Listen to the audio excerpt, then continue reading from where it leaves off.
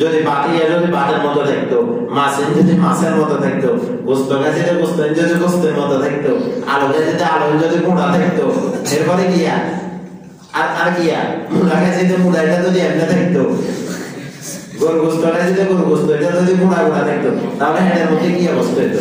কোন পানি বাইরে হবো আমরা? বাইরে হইতে হইব বাথরুম।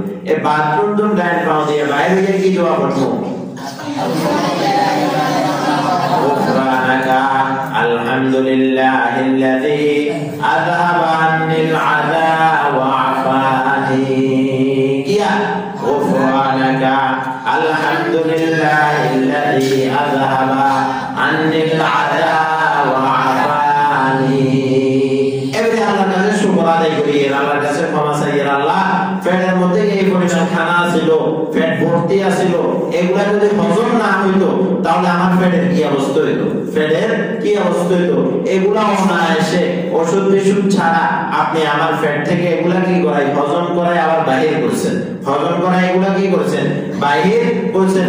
এগুলা যদি হজম না হইতো তাহলে কি অবস্থা হইতো? চিন্তা করছেন? হাতে হাতে ব্যথা দেখতে হইতো নাকি? কথা বলেন, এটা বেদনা দেখতে হইতো না।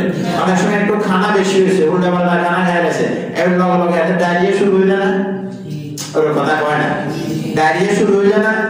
ডায়রিয়া শুরু হয়ে যায়। এই জন্য খানা খাইছি এগুলো আবার আপন গতিতে রব্বুল আলামিন কি করছে? হজম করছে পেটেতে, হজম করছে না?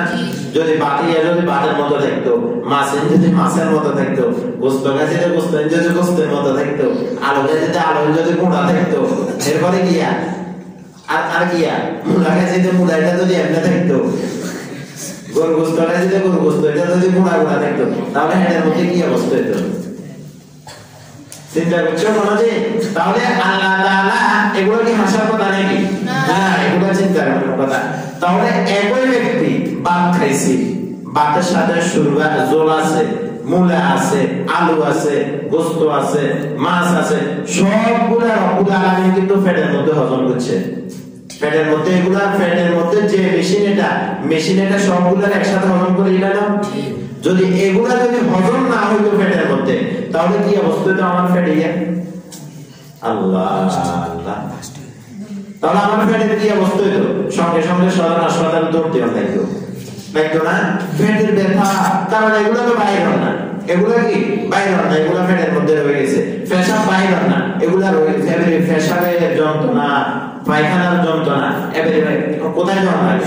সদর হাসপাতালে যাওয়া লাগে। এবারে এখানে বিভিন্ন মেডিসিন ব্যবহার করি, এগুলা বাইরে করা লাগে। কিন্তু বিনা পুঁজিতে, বিনা মেডিসিনে রব্বুল আলামিন এগুলা আমার আপনার পেট থেকে বাইরে করে দিয়েছে। সুবহানাল্লাহ, সুবহানাল্লাহ, একটু জোরে বলেন সুবহানাল্লাহ। এগুলা কি রব্বুল আলামিন আপন গতিতে খাওয়াইছে। রব্বুল আলামিনের কত নিয়ামত! আল্লাহ, নিয়ামতের কি শেষ আছে না?